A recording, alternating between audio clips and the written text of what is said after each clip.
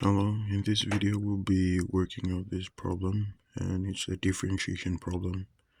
So here it states, consider the function y equals ln of sine squared x and find y prime, which is the derivative. So the way to go about solving that problem is first, let me zoom out first. So we write, before we go about and differentiate, we have to first rewrite the inner function, this function, by writing it as y equals ln, and the 2 inside the bracket is still means the same as sine of x bracket and squared. Alright, now using the logarithmic rule, we'll bring 2 in front, so this would give us 2 ln bracket sine x. Now right after writing it this way, now we can go ahead and differentiate it using the logarithmic differentiation rule. So in this case, let's write it here.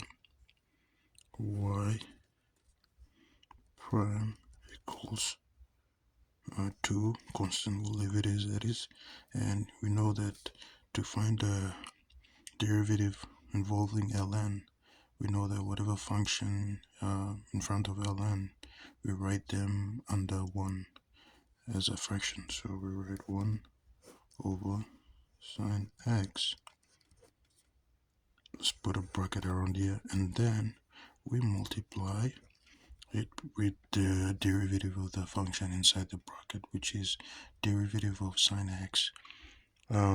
Derivative of sine x is cos x, so cos x, and then put a bracket around it. Now we multiply across inside the bracket. Don't forget the 2 outside the bracket. So cos x, multiply this 1 over sine x will give us cos x over sine x.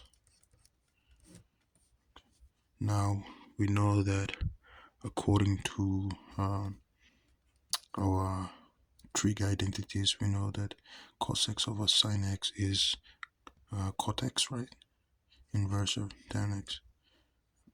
So this will give us cot x. So this is our final answer. So thank you. I hope that this video helped a lot.